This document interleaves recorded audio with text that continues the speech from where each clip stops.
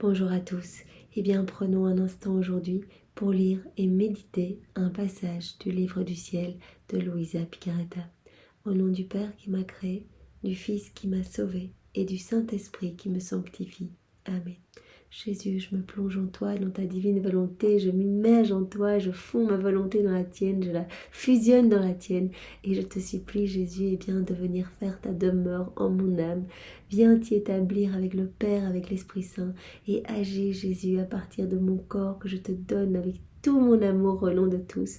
Oui, Jésus, tu peux vraiment utiliser mes mains, mes yeux, ma bouche, mes pensées, mes pieds. Je veux devenir pour toi une humanité de surcroît. Je veux que tu puisses prolonger ta vie en moi.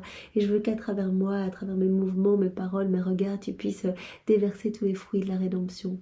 Merci, Jésus, pour tes grâces, pour tes bénédictions. Merci pour tous ces merveilleux enseignements.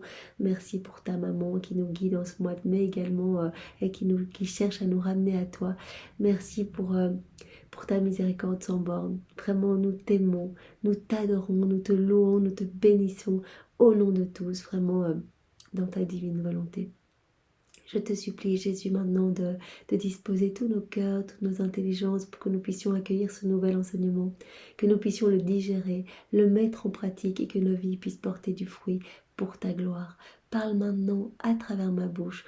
Envoie-moi ton Esprit Saint, Jésus, que je reste toujours unie à toi dans ta vérité, que ce moment fait par toi en moi, en chacun de nous, eh bien, puisse vraiment avoir des effets bienfaisants et positifs dans tous les cœurs, qu'il y ait énormément de conversion, de purification, de sanctification, de retour à toi, Jésus. Merci, Jésus. Alors, le passage que nous allons méditer est celui du 9 avril 1926. C'est Louisa qui parle, nous sommes toujours dans le volume 19. Je me disais, mon doux Jésus dit beaucoup de grandes, admirables, très hautes et très merveilleuses choses sur la volonté de Dieu. Mais il me semble que les créatures n'en ont pas le concept qu'elles méritent, ni cette grande impression des merveilles qui sont en elles. Elle se dit, en fait, c'est tellement incroyable, la divine volonté, c'est tellement beau, il y a tellement de merveilles, en fait, il y a tellement de bien contenu dans la divine volonté, puisque la divine volonté contient tout. Elle se dit, mais j'ai l'impression que les hommes ne se rendent pas compte de ce qu'ils ont au fond de leur cœur, puisque la divine volonté est en chacun de nous, en fait. Elle est là et elle attend juste notre autorisation pour agir, pour vraiment opérer à travers nos humanités. Et Louisa, elle se dit, mais j'ai l'impression que les hommes n'ont pas conscience du trésor qu'il leur est donné. Au contraire, il me semble que les créatures placent la volonté au même niveau que les vertus, et peut-être s'intéressent-elles plus aux vertus qu'à cette très sainte volonté de Dieu. Elle a l'impression que les hommes qui veulent se sanctifier le font par l'exercice de vertu, s'intéressent plus finalement à la pratique de la charité, de la patience, de toutes ces vertus magnifiques, que les hommes s'intéressent plus à l'exercice des vertus qu'à laisser la divine volonté opérer et agir à travers leur corps. Mon toujours aimable Jésus bouge en moi et me dit, « Ma fille, veux-tu savoir pourquoi ? Parce que le palais des hommes n'est pas purgé et que les créatures sont habituées à la nourriture ordinaire de ce bas monde que sont les vertus et non à la nourriture céleste et divine de ma volonté. » L'homme s'est habitué à vivre un peu tout seul, à essayer d'acquérir une certaine sainteté par des prières, des mortifications, des sacrifices, par l'exercice de vertu, etc. Il dit c'est comme si le palais des hommes n'était pas purgé et donc n'était pas apte à recevoir ces mets tellement délicieux que je veux leur donner par le biais de ce cadeau de la divine volonté. Cette nourriture céleste n'est appréciée que par ceux qui considèrent la terre, les choses et même les gens comme des riens ou comme pleinement ordonnés en Dieu. Tous ceux qui vont pouvoir recevoir ce cadeau de la divine volonté, Jésus dit, ceux qui vont vraiment l'apprécier, c'est ceux qui vont accepter ce dépouillement des choses du monde, dépouillement de leur environnement, des personnes qui les entourent, etc. Les vertus qui peuvent être pratiquées sur la terre sont rarement exemptes de dessein humain, d'amour propre, de gloire personnelle, d'amour des apparences ou du désir de plaire. Dit le problème, c'est dans l'exercice des vertus quand on veut faire la volonté de Dieu. Il y a une différence entre faire la volonté de Dieu et vivre dans la divine volonté. Si on veut faire la volonté de Dieu, eh bien on va essayer de pratiquer par exemple des vertus. Mais Jésus dit, c'est jamais détaché d'un certain ego, d'un certain amour des apparences ou de désir de plaire, etc. Tous ces objectifs sont autant de goût pour le palais ordinaire de l'âme, et l'on agit très souvent en fonction de ses goûts plutôt que pour le bien que contient la vertu. Très souvent, on est motivé, voilà, peut-être qu'on va faire un acte de charité, on va donner quelque chose à une association, mais on va le faire vraiment dans un but d'être reconnu, d'être apprécié, de pouvoir en parler à un dîner, de dire ah oui, moi j'ai été aidé, j'ai été faire ceci, cela, etc. Donc Jésus dit voilà, en fait, ça me plaît pas parce qu'il y a toujours cette part profondément humaine. C'est pourquoi les vertus se manifestent plus facilement, car la volonté humaine en retire toujours quelque chose. Par contre, la première chose que ma volonté détruit est la volonté humaine, car elle ne tolère aucun dessein de nature humaine. Voilà, Jésus dit, par contre, si vous me donnez votre volonté, que vous me faites confiance, eh bien moi, la première chose que je vais pulvériser en vous, c'est votre volonté humaine. Parce que votre volonté humaine, elle vous amène qu'à rechuter continuellement, qu'à essayer de trouver des satisfactions personnelles, etc. Et donc remplit votre âme de noirceur de ténèbres, étouffe la divine volonté dans votre cœur. Et donc moi, la première chose que je vais faire, si vous me donnez votre oui, votre autorisation pour que je puisse agir en vous et opérer en vous, eh bien je vais en premier détruire la volonté humaine. Parce que je ne tolère rien qui soit de nature humaine. Ma volonté, elle est du ciel, et elle veut placer dans l'âme ce qui est divin et ce qui appartient au ciel. Donc en fait, Jésus veut nous remplir que de divin. Il n'y a plus la place pour des choses humaines, des choses mauvaises qui vont vraiment remplir notre âme de puanteur. Donc Jésus va vraiment opérer ce travail de purification. C'est pourquoi l'âme se sent l'estomac vide et semble mourir. Quand elle me donne son oui, eh bien, en fait, je vais la dépouiller progressivement, et donc l'âme va se sentir un petit peu dépouillée de tout.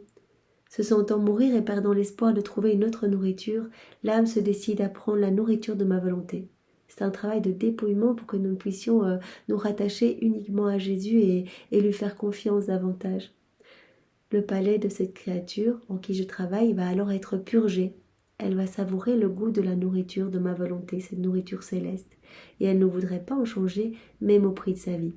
À partir du moment où on a goûté les joies de la vie dans la divine volonté, il n'y a plus de retour possible. Jésus dit, voilà, j'ai commencé ce travail, et donc c'est comme si voilà, vous allez avoir votre palais qui va changer, vous allez commencer à apprécier ces mets délicieux, vous n'allez plus vouloir retourner à la nourriture ordinaire, etc., à l'exercice des prières, des vertus, etc. Vous allez vraiment jouir des joies du ciel. En fait, je vous donnerai tout va être super facile, c'est moi qui vais venir agir en vous, et vous allez vous dire que c'est incroyable en fait. Il est tout à fait possible d'acquérir une sainteté, mais pas une sainteté humaine, une sainteté divine, juste par l'exercice des petites choses de notre quotidien. Voilà, on vit de manière toute simple, on fait nos petites actions, on fait notre vaisselle, on balaye, on va se promener, on va travailler, etc. Mais on invite Jésus en nous et nos actes deviennent divins et éternels. Et donc Jésus dit à ce moment-là, je vous donne la sainteté des bienheureux, enfin de ma sainteté à moi, et je vous donne la vie des bienheureux. Donc c'est absolument magnifique, et donc il fait tomber les écailles de nos yeux.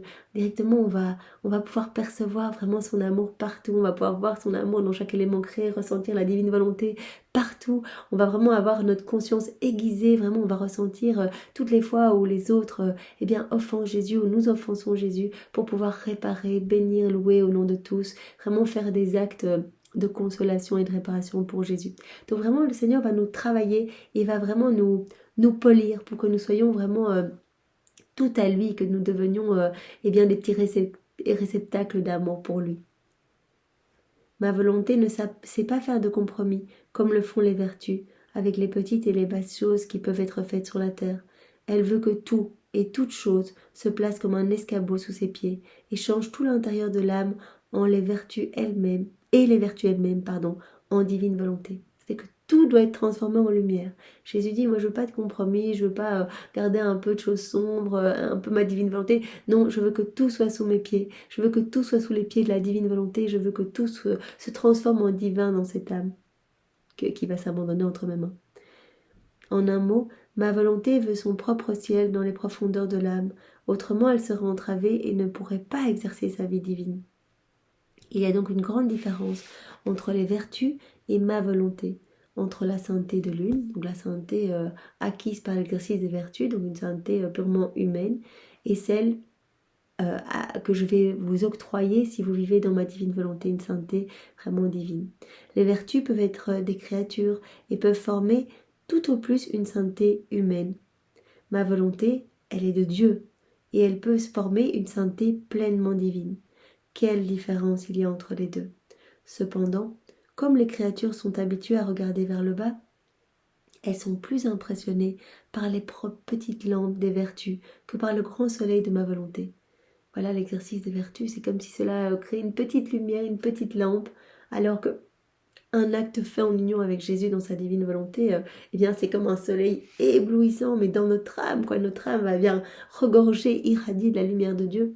Et en fait, Jésus dit, les hommes sont tellement habitués à vivre la tête en bas, vraiment à vivre dans leur volonté propre, que finalement elles vont être plus impressionnées par ces toutes petites lumières qu'elles vont voir, qui vont résulter, voilà, de l'exercice de prière, de vertu, etc., plutôt que de fixer ses yeux, qu'elles fixent leurs yeux sur moi et qu'elles voient, eh bien, les merveilles que je peux opérer dans leur cœur, parce qu'à chaque fois qu'elles font quelque chose en union avec moi, je prononce le fiat créateur dans leur cœur, et donc vraiment il y a des choses magnifiques qui se passent.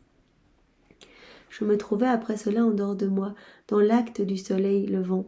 Toutes les choses changeaient leur apparence, les plantes devenaient brillantes, les fleurs recevaient la vie et leur fragrance, et des différentes couleurs que la lumière du soleil apportait à chaque fleur. Toutes les choses recevaient, gorgée après gorgée, la vie de la lumière du soleil, afin de se développer et d'être formées. Cependant, une était la lumière, une était la chaleur, on ne pouvait rien voir d'autre. Mais d'où pouvaient venir d'aussi nombreux effets, tant de couleurs différentes? Et mon doux Jésus me dit, donc Louisa, elle observe, voilà, que le soleil, ici-bas, donne la vie à tout. Voilà, il y a tellement de facettes, chaque rayon donne la vie à chaque élément créé, etc. Donc elle se demande, mais comment, eh bien, d'un soleil peut provenir autant de nombreux effets, autant de couleurs différentes, etc. Jésus répond, ma fille, pourquoi le soleil contient-il la semence de fécondité, la semence de la substance de toutes les couleurs? Parce que la lumière est plus grande que les biens qu'elle contient. Par conséquent, elle les garde toutes éclipsées en elle-même.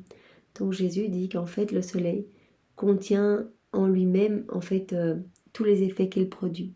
Le soleil en lui-même contient tout. On ne peut donner ce que l'on ne possède pas. Donc on ne donne que ce que l'on possède. Donc le soleil contient tout et donc on va pouvoir tout donner, la couleur, on va faire grandir chaque élément de la création, etc. De la même manière, le soleil ne pourrait donner ni la fécondité, ni la douceur aux fruits, ni les couleurs aux fleurs. Il ne pourrait accomplir tant de merveilles sur la terre au point de la transformer d'un abysse de ténèbres en un abysse de lumière s'il ne contenait pas en lui-même tous les effets qu'il produit. Le soleil est le symbole de ma volonté, donc la divine volonté. Jésus la représente souvent par le soleil. Il dit qu'en fait la divine volonté, tout comme le soleil, contient tout. Lorsqu'il s'élève sur l'âme, ce soleil que symbolise la divine volonté, quand la divine volonté s'élève dans l'âme, eh bien ce soleil la vivifie, il l'orne de grâce et lui communique les plus belles nuances de couleurs divines et la transforme en Dieu. Et il fait cela d'un seul coup. Il lui suffit de se lever pour opérer des choses merveilleuses. Il suffit que l'âme donne son oui, son fiat, et puis il y a des choses incroyables qui se passent. Il y a vraiment de la lumière, de la beauté, des grâces, des bénédictions à profusion qui peuvent vraiment fleurir dans l'âme qui s'abandonne. En donnant ma volonté, eh bien, elle ne perd rien. Tout comme le soleil ne perd rien en faisant tant de bien à la terre. Au contraire, le soleil reste glorifié dans l'œuvre de la créature. Tout comme ma volonté, eh bien, elle va être glorifiée. En fait, à chaque fois qu'on va faire des actes dans la divine volonté, cela va apporter une gloire parfaite à la Trinité. Notre être est toujours en parfait équilibre. Il n'augmente ni ne diminue. Mais sais-tu ce qui arrive? Imagine une mer pleine à ras-bord. Un vent investit sa surface et forme les vagues qui débordent en dehors de la mer.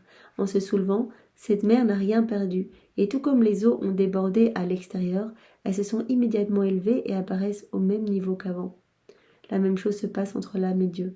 Elle peut être appelée le petit vent qui forme les vagues de la mer divine, de sorte qu'elle peut prendre autant d'eau qu'elle le désire. Voilà, Jésus avait pris comme premier exemple le soleil. On peut prendre autant qu'on veut, voilà, comme les éléments créés, la nature peut prendre autant de chaleur qu'elle veut, et bien cela ne va pas diminuer la lumière du soleil ni sa chaleur. Et Jésus prend un autre exemple, voilà, la mer regorgeante, et bien si on donne notre oui, on donne notre fiat, cela va opérer comme une petite vague dans la mer qui va vraiment, voilà, nous donner en fait des cadeaux, des grâces, des bénédictions. On va pouvoir prendre tout ce qu'on veut dans l'eau et l'eau restera toujours au même niveau. Parce que, comme dit Jésus, notre nature n'est pas sujette à subir des mutations. Par conséquent, plus tu prends, plus tu feras notre délice et plus je serai glorifié en toi. Donc vous imaginez, le Seigneur, il veut nous donner tout. Il veut nous donner sa joie divine, il veut nous donner ses attributs divins, il veut nous remplir de lui à rabord. Il veut vraiment que nous soyons remplis de vie divine, que sa divine volonté soit à chaque instant opérante et agissante en nous. Et vraiment, au plus on va lui donner du prix, au plus on va lui donner l'autorisation d'agir dans nos vies, au plus, eh bien, la Trinité sera glorifiée. Et vraiment, il dit, voilà, tu feras notre délice et je serai glorifié en toi. Après quoi, je pensais à la différence qui existe entre l'âme qui se laisse dominer par la volonté de Dieu et celle qui se laisse dominer par la volonté humaine. À ce moment est apparue devant mon esprit une personne courbée, le front contre les genoux, recouverte d'un voile noir et enveloppée d'un épais brouillard qui l'empêchait de voir la lumière. La pauvre semblait ivre et titubait, tombant tantôt à droite, tantôt à gauche. Elle faisait vraiment pitié. Mon doux Jésus se manifesta alors à moi et me dit. Donc Louisa, voilà, elle pense, elle se demande, voilà, la différence entre une personne qui agit dans sa volonté propre ou celle qui se laisse complètement, voilà, remplir de la divine volonté et qui laisse Jésus, la divine volonté, opérer à travers elle.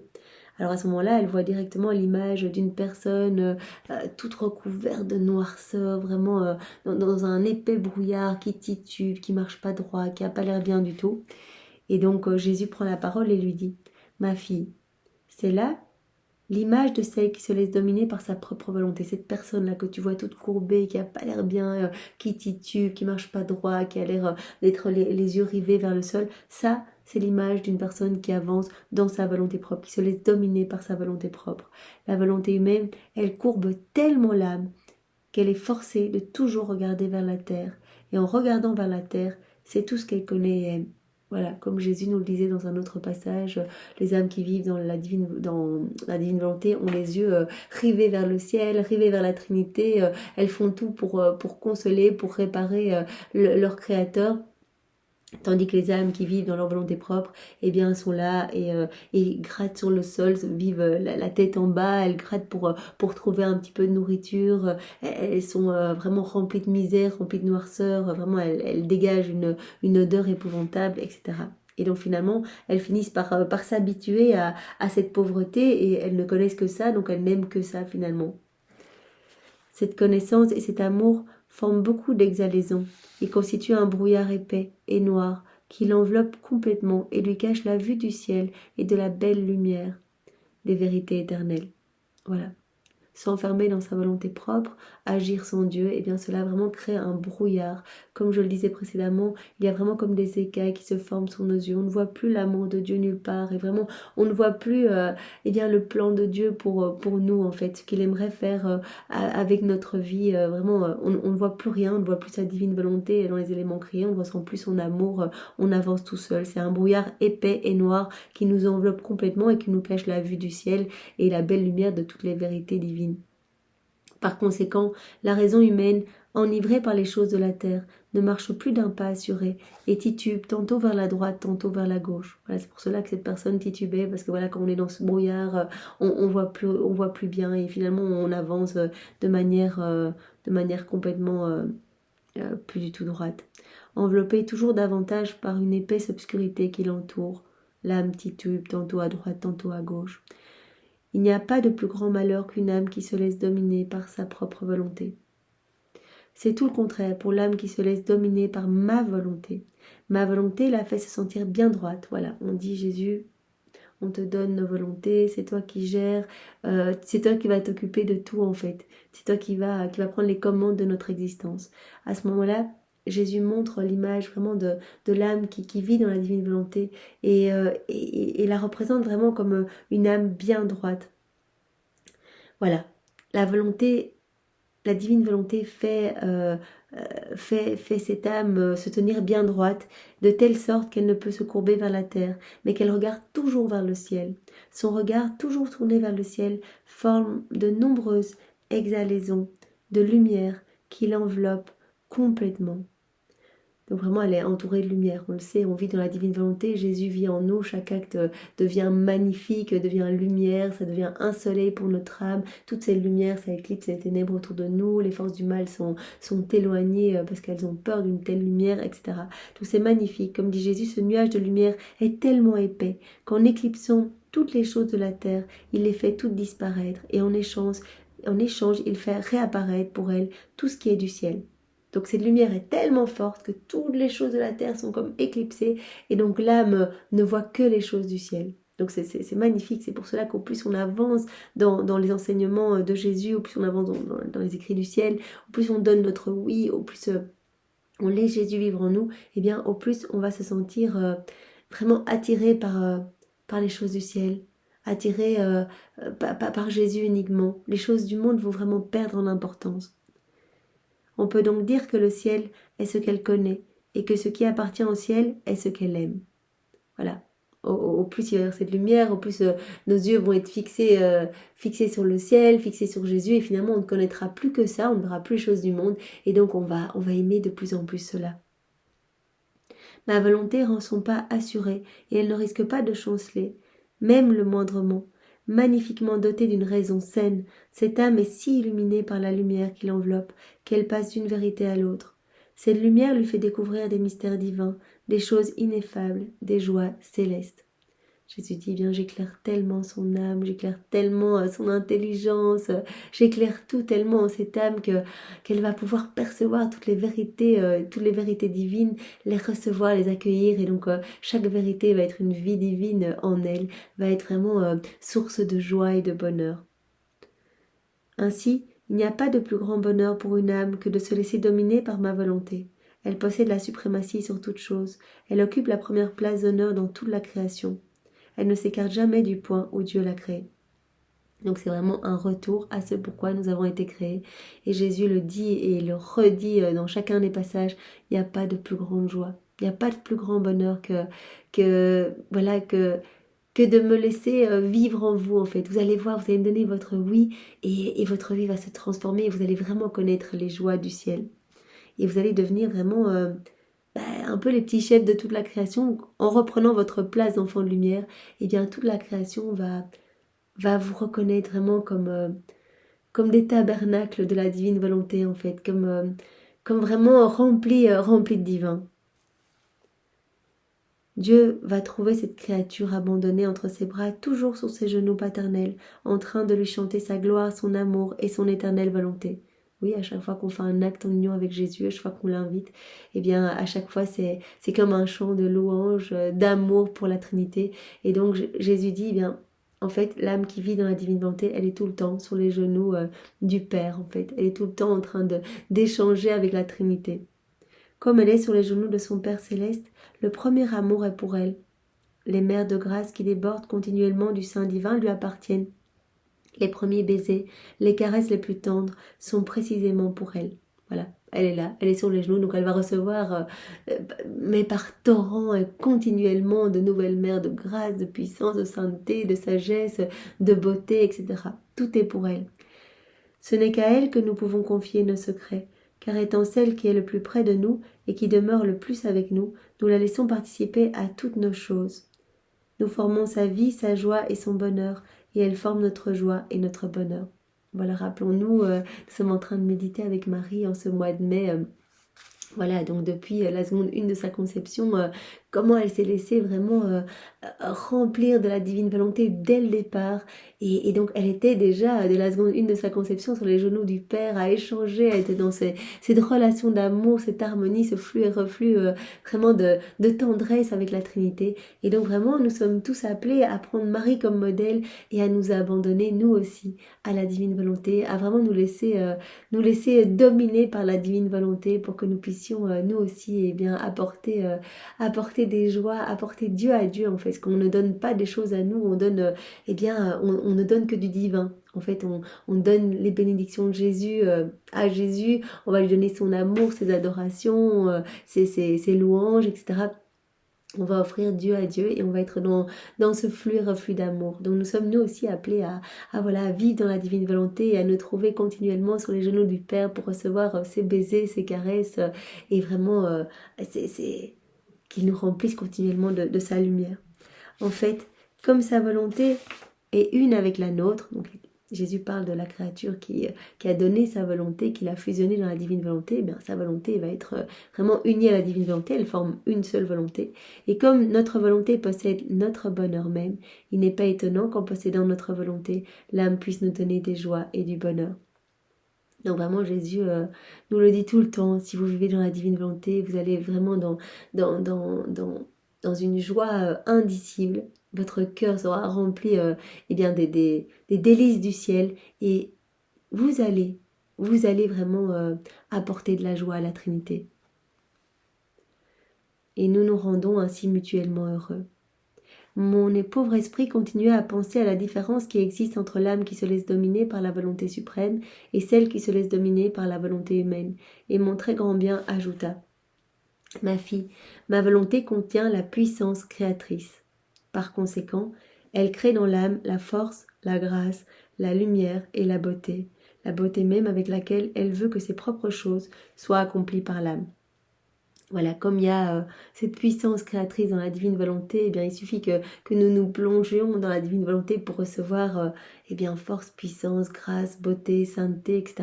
Donc vraiment, nous allons recevoir tous les attributs divins pour pouvoir, par notre vie, par nos mouvements, par nos actions, apporter de la joie à la Trinité. L'âme ressent en elle une force divine, comme si elle lui appartenait. Une grâce qui est suffisante pour le bien qu'elle doit faire ou pour la souffrance qu'elle doit supporter. Une lumière qui, comme naturellement, lui fait voir le bien qu'elle doit faire. Et attirée par la beauté de l'œuvre divine qu'elle accomplit, elle se réjouit et festoie, parce que les œuvres que ma volonté accomplit dans l'âme portent la marque de la joie et d'une fête éternelle. Donc c'est magnifique, c'est vraiment un enseignement où Jésus nous dit allez, venez vivre dans ma divine volonté et je vous donnerai ma joie. Donc ici il dit mais tout ce que l'âme va faire, va porter vraiment le sceau du fiat, vraiment du fiat de l'éternel, va porter vraiment le sceau de la joie divine en fait. On va marquer la créature avec le cachet de notre joie. Cette fête a été commencée par mon fiat dans la création, mais elle a été interrompue par la rupture de la volonté humaine avec celle de Dieu. Voilà. C'était vraiment, cette joie était magnifique. Voilà, au moment de la création de l'homme, Adam était rempli de la divine science, divine connaissance, divine volonté. Il était tout le temps en lien avec la Trinité, il s'entretenait, il venait probablement tout le temps rendre ses débordements d'amour à la Trinité. Tout ce qu'il faisait amener de la joie dans le ciel, sur la terre, etc. Et donc tout a été, cette joie, comme dit Jésus, cette fête a été interrompue lorsqu'Adam a décidé de faire sa volonté propre et a quitté la divine volonté. Donc il y a vraiment cette rupture entre la volonté humaine et celle de Dieu. Et lorsque l'âme laisse la volonté suprême opérer et dominer, la fête reprend son cours et les amusements, les jeux et les délices continuent entre la créature et nous. C'est magnifique. Donc quand une âme dit oui, je veux vivre dans la divine volonté, c'est toute la joie de la création qui reprend en fait. Il n'y a en nous ni malheur ni tristesse. Comment pourrions-nous les donner aux créatures ? Si les âmes sont malheureuses, c'est parce qu'elles quittent la divine volonté et se laissent enfermer dans le petit champ de la volonté humaine. Voilà, ça c'est vraiment important. Notre malheur provient de notre volonté propre. Nous sommes les artisans de notre propre malheur. Parce que Jésus dit, en nous, en Dieu, ça n'existe pas le malheur, la tristesse. Nous, on ne veut donner que des joies, on ne veut donner que du bonheur à nos enfants. Voilà, donc vraiment... Quand une âme s'éloigne de Dieu, elle va ressentir un vide puisque son âme Son âme doit accueillir Dieu. Son âme a été conçue pour accueillir Dieu. Sa volonté lui a été donnée pour rester unie à la divine volonté. Donc évidemment, si elle ne veut pas s'unir à la divine volonté et qu'elle veut faire les choses sans Dieu, elle va ressentir vraiment un grand vide qu'elle va essayer de combler avec les choses du monde, avec les choses matérielles, etc. Mais cela ne sera jamais suffisant, bien sûr. Et donc, il y aura une espèce de détresse. C'est ce que nous connaissons aujourd'hui. Regardons la société. Il y a tellement de dépression, tellement de burn-out, de suicide, etc. Les personnes, eh bien, les hommes cherchent un sens à leur vie, en fait. Et Jésus dit, le véritable sens, c'est vraiment ce retour à ce pourquoi vous avez été créés. Venez vous unir à moi et je vous donnerai tout. Et je vous promets vraiment, les joies célestes, la force dans les épreuves. Je vous promets de vous donner tout ce que je suis. Par conséquent, donc, lorsque les âmes reviennent dans le vouloir suprême, elles trouvent les joies, elles trouvent le bonheur, la puissance, la force, la lumière, la beauté de leur Créateur. Et en les faisant leur, ces âmes sentent en elles-mêmes une substance divine naturelle, au point de leur faire ressentir de la joie et du bonheur, même dans la douleur. C'est par conséquent toujours une fête entre l'âme et nous. Nous jouons et nous nous réjouissons ensemble. Il y a vraiment ces joies partagées. Par contre, il n'y a pas dans la volonté humaine une puissance créatrice. Donc c'est vraiment la puissance créatrice dans la divine volonté qui donne force, joie, amour, lumière, etc. Mais dans la volonté humaine, il n'y a pas cette force créatrice. Il n'y a pas. Et ainsi que si l'âme veut exercer les vertus, eh bien, comme exercer la patience, l'humilité, l'obéissance, etc., eh bien, elle sera dans la difficulté et dans la fatigue, dans la pratique de ces vertus, car il lui manquera la force divine qui la soutient et la puissance créatrice qui nourrit et donne vie aux vertus. C'est alors que survient l'inconstance. Voilà, quand on est dans nos volontés propres, il n'y a pas cette puissance créatrice, il n'y a pas tous ces cadeaux qui y sont attachés, force, puissance, courage, etc.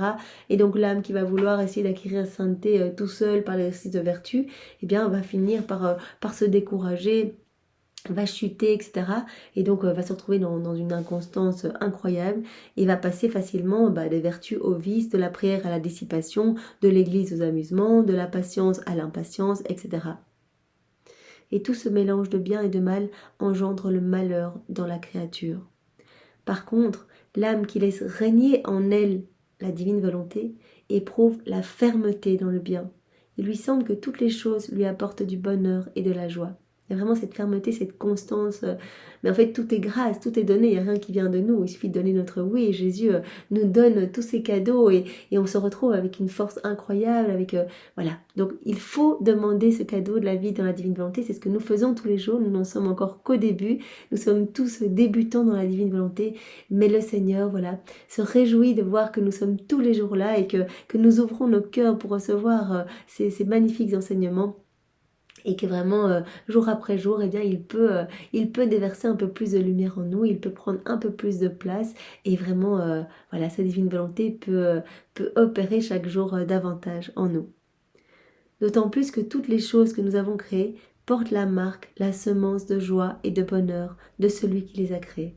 Voilà, à nouveau, Jésus dit, mais tout ce qu'on a créé, eh bien, porte le sceau de notre joie, pour le sceau de notre bonheur. Alors vraiment, revenez à la source et vraiment reprenez votre place et vous serez vraiment dans cette joie. Voilà, toutes les choses ont été créées par nous pour apporter du bonheur à l'homme. Et tout ce qu'il y a autour de nous, eh bien, doit vraiment nous amener de la joie, doit nous témoigner de l'amour de Dieu et nous rappeler vraiment de rester unis à Dieu. Chaque chose créée a le mandat d'apporter à la créature le bonheur et la joie qu'elle possède. En fait, quelle joie et quel bonheur la lumière du soleil n'apporte-t-elle pas? Quel plaisir le spectacle de l'azur des cieux, d'un champ de fleurs, du murmure de la mer ne procure-t-il pas? Quel plaisir un fruit sucré et savoureux, une eau bien fraîche et beaucoup, beaucoup d'autres choses n'apporte-t-elle pas à notre palais? Toutes les choses créées disent à l'homme, dans leur langage muet, nous t'apportons le bonheur, la joie de notre Créateur. Donc tout élément créé nous manifeste l'amour de Dieu et vraiment veut nous donner la joie et le bonheur de Dieu. Mais veux-tu savoir en qui toutes les choses créées trouvent l'écho de leur joie et de leur bonheur? Dans l'âme où elles trouvent ma volonté qui règne et domine. Parce que dans cette volonté, ce que Dieu lui-même possède et ce qui règne dans l'âme deviennent un et forment des mers de joie, de bonheur et de contentement qui se déversent les unes dans les autres. C'est en vérité une véritable fête. Les âmes abandonnées à Jésus, les âmes qui vivent dans la divine volonté vont pouvoir accueillir toute cette joie, tout ce bonheur, tout cet amour qu'il y a dans chaque élément créé, qu'il y a partout. Parce que en fait, voilà, comme dit Jésus, euh, ces âmes vont avoir reçu les grâces pour élever leur regard vers le ciel et pour vraiment s'émerveiller de tout cet amour divin partout, de la vie divine opérante et agissante partout. Par conséquent, ma fille, chaque fois que tu te fusionnes dans ma volonté et que tu parcours toutes les choses créées pour imprimer ton amour, ta gloire et ton adoration sur chaque chose que j'ai créée pour te rendre heureuse, je sens renouveler en moi la joie, le bonheur et la gloire, comme dans l'acte de la création tout entière. Donc c'est magnifique, Jésus vraiment nous invite à faire des rondes, comme Louisa le fait souvent. Donc vraiment placer nos actes d'amour, d'adoration, de louange, de bénédiction sur chaque élément créé, sur chaque grain de sable, chaque insecte, chaque animal, chaque plante, chaque fleur, chaque nuage, sur les étoiles, le soleil, la lune, les montagnes, chaque goutte d'eau, etc. Donc on peut vraiment placer partout. Et Jésus dit, mais à chaque fois que tu fais ça, et que tu le fais fusionner dans ma divine volonté, et bien moi je sens renouveler en moi toute la joie, le bonheur et la gloire, comme dans l'acte de la création tout entière. Tu ne peux pas comprendre la fête qui est la nôtre lorsque nous voyons ta toute petitesse, voulant embrasser toutes choses en notre volonté, nous payer de retour en amour et en gloire pour toutes les choses créées. Donc il y a vraiment à ce moment-là la réciprocité d'amour parfaite, puisque l'amour de Dieu est partout. Quand nous venons placer nos je t'aime, je t'adore, je te loue, je te bénis dans chaque élément créé, nous rencontrons l'amour de Dieu et nous y répondons. Et donc il y a vraiment cette réciprocité d'amour. Et donc il y a vraiment toute cette joie qui est renouvelée vraiment partout dans le ciel et sur la terre et dans notre cœur. Notre joie est si grande que nous arrêtons tout pour jouir de la joie et de la fête que tu nous donnes. Vous imaginez? Donc quand on fait ça, on fait une petite ronde, on a l'impression qu'on fait rien du tout, on ferme les yeux, on commence à mettre nos je t'aime partout, voilà nos actes d'adoration. Eh bien, Jésus nous dit, c'est tellement puissant, ça nous fait tellement plaisir, ça ébranle tellement le ciel et la terre qu'on ne fait rien d'autre. La Trinité s'arrête et ne fait rien d'autre. Elle est là et tout s'arrête pour jouir de cette joie que tu nous procures quand tu fais tes petites rondes dans la création. C'est pourquoi la vie dans la volonté suprême est pour nous et pour l'âme ce qu'il y a de plus grand. C'est l'épanchement du Créateur sur la créature, et en se déversant sur elle, il lui donne sa forme et la fait participer à toutes les divines qualités. C'est magnifique. Donc Jésus nous dit qu'il n'y a rien de plus grand que la vie dans la divine volonté, parce que quand on s'unit à Jésus, eh bien directement, en fait, il va nous donner sa ressemblance, il va nous donner sa forme en fait. Il va tellement travailler notre cœur, le purifier, l'épurer et déverser ses grâces, ses bénédictions, ses cadeaux, etc. qu'il va donner sa forme et il va nous faire participer à toutes ces qualités divines. De sorte que Jésus dit, de sorte que nous trouvons nos œuvres, notre joie, notre bonheur répétés en la créature qui vit dans la divine volonté. C'est magnifique, Seigneur, et bien cela nous a vraiment donné l'eau à la bouche pour nous offrir à toi, Jésus. Vraiment, nous souhaitons ce cadeau de la divine volonté. Nous te demandons cette grâce vraiment de pouvoir chaque jour, t'appeler dans nos actions. Vraiment, donne-nous cette grâce de la souvenance, donne-nous cette grâce de l'humilité pour que tout au long de notre vie, nous puissions continuellement mourir à nous-mêmes pour te laisser vivre en nous, Jésus. Vraiment, prends notre volonté et garde-la, ne nous la rends jamais. Vraiment, enchaîne-la au pied de ton trône, nous n'en voulons plus. Et comme tu en parlais au début, serre en toi comme marchepied pour ta divine volonté, Seigneur, pour qu'elle puisse vraiment être toute puissante en nous, qu'elle puisse régner, qu'elle puisse opérer à travers toute notre humanité. Merci Seigneur, merci, nous t'aimons avec ton amour. Au nom du Père et du Fils et du Saint-Esprit. Amen. Eh bien, soyez tous bénis et passez une belle journée dans la joie de Jésus. Au revoir.